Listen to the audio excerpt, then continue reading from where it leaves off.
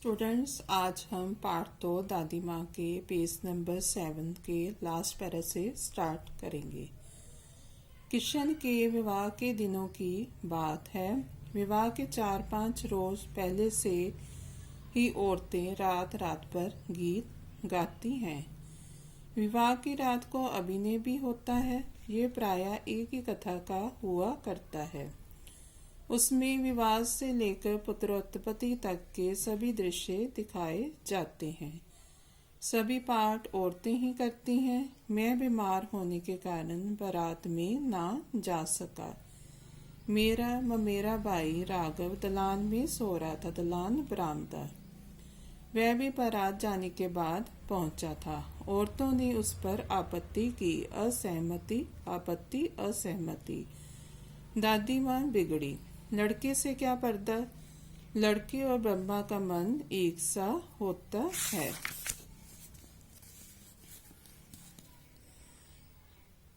मुझे भी पास ही एक चारपाई पर चादर उड़ाकर दादी माँ ने चुपके से सुला दिया था।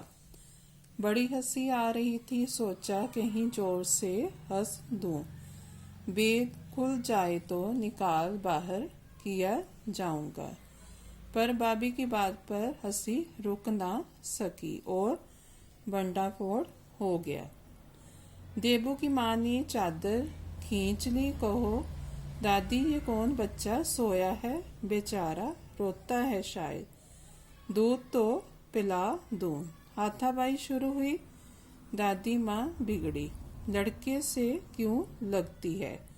सुबह रास्ते में देबू की माँ मिली। कल वाला बच्चा भाभी। मैं वहां से जोर से भागा और दादी माँ के पास जा खड़ा हुआ। वस्तुतः किसी प्रकार का अपराध हो जाने पर जब हम दादी माँ की छाया में खड़े हो जाते, अभेदान मिल जाता। यहाँ पर लेखक ने बताया है कि किस तरह जब उनके भाई की शादी में वह बारात में ना जा पाए तो कैसे उनकी दादी माँ ने उनको चारपाई पर चादर उड़ाकर चुपके से सुला दिया था। और जब औरतों का नाच गाना शुरू हुआ तो औरतों को उस पर आपत्ति हुई और उनकी दादी माँ ने उनको डांट खाने से किस तरह बचा लिया। स्नेह और ममता की मूर्ति दादी माँ की एक एक बात आज कैसी कैसी मालूम होती है। परिस्थितियों का वात्य चक्कर जीवन को सूखे पत्ते सा कैसा नचाता है, इसे दादी माँ खूब जानती थी। दादा की मृत्यु के बाद से ही वे बहुत उदास रहती। संसार उन्हें धोखे की डट्टी मालूम होता। दादा ने उन्हें स्वयं जो धोखा दिया, वे सदा उन्हें आगे भेजकर अपने पीछे जाने की झूठी बात कहा करते थे।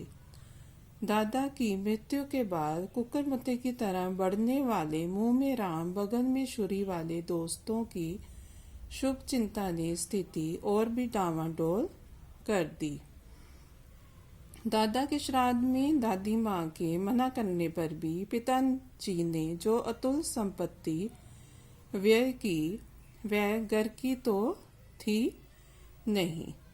आगे लेखक ने बताया है कि परिस्थितियों का वात्य बवंडर या आंधी। हमारा जीवन हमारी परिस्थितियों के अधीन है। परिस्थितियां अच्छी या बुरी होती हैं तो हमारा जीवन भी उसी हिसाब से बदल जाता है। वे बताते हैं कि जब उनके दादाजी की मृत्यु हो गई तो उसके बाद उनकी दादी माँ बहुत उदास रहने लगी और संसार उन्हें शलावे के समान लगने लगा। शलावा मतलब शल से भरा हुआ।